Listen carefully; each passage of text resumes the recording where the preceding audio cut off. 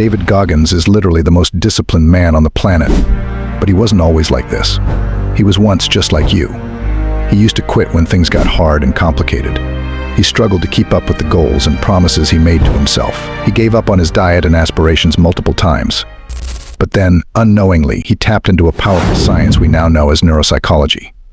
We now understand exactly how it's possible for people to achieve extreme levels of discipline.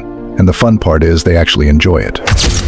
You might look at the work ethic of people like Goggins and Elon Musk and think that no one can be like them, that they are fake, just pretending to be these alpha male on the internet.com. It might seem impossible to be as disciplined as they are. But the truth is that achieving extreme levels of discipline is not just a fantasy, it is possible by neuroscientific protocols, which I will share with you right now. It's backed by proven science. The goal of this video is to equip you with the knowledge and actionable steps you can apply immediately to transform your life. Most people fail to get disciplined, even after watching hundreds of motivational videos on the subject, because they don't understand the underlying mechanisms of the brain that drive discipline. The human mind can literally adapt to anything it can handle, any amount of pain, suffering, or stress you throw at it. This ability is called neuroplasticity. It basically means that your brain can change and adapt over time.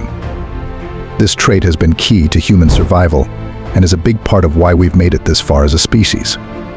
In short, it's the reason you're alive right now and watching this video. If you're not using this ability to your advantage, you're seriously missing out.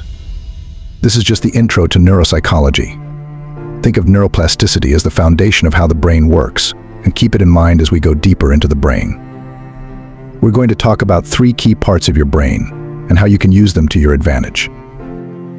First up, we've got the AMCC, or the anterior mid-cingulate cortex. Think of this part of your brain as the discipline hub. This part of the brain is actually smaller in people who are lazy or fat, and it's exceptionally large in people who are resisting some kind of urge or constantly pushing themselves and tackling hard tasks. But here's the tricky part: the size of your AMCC isn't fixed. It's constantly adjusting itself on a minute-to-minute basis. It is like a muscle that's being stimulated all the time while you're awake. It's always active, and every decision you make is either strengthening it or weakening it, which means discipline isn't built by doing something incredibly hard just once or twice. It's actually accumulated through every action you take, second by second. This is an important thing to remember because many people think discipline is just about big challenges like running 10 kilometers or doing 500 push-ups.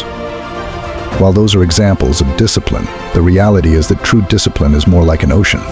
It is filled drop by drop with your consistent micro-actions every single second, no matter how small the action is. It matters.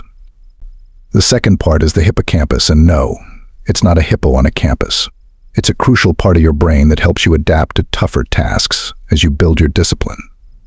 Here's how it works when you constantly challenge yourself with hard tasks that require discipline. As you push through these challenges, the things that once seemed incredibly difficult start to become easier. The key takeaway here is the principle of incremental difficulty. You do harder tasks, your brain adapts, then you do even harder tasks, and your brain adapts again. This cycle of increasing difficulty helps you grow stronger and more disciplined.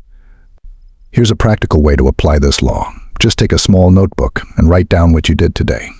Track your progress and aim to do a little better tomorrow. No matter how small, just push yourself a bit harder each day, whether it's in your studies, workouts, or work. This incremental approach helps you build discipline and continually improve. The third, and literally the most important brain part, is amygdala. This might sound like a complicated term, but it's actually a main player of the opponent's team. And this guy is the reason for you not being able to get disciplined and falling off again and again. The amygdala is like the villain in your brain, creating fear and anxiety that make it hard for you to stay disciplined. To tackle the amygdala, start with meditation. Begin with short sessions and gradually increase the time and focus via incremental difficulty. This approach helps your brain adapt to managing stress more effectively.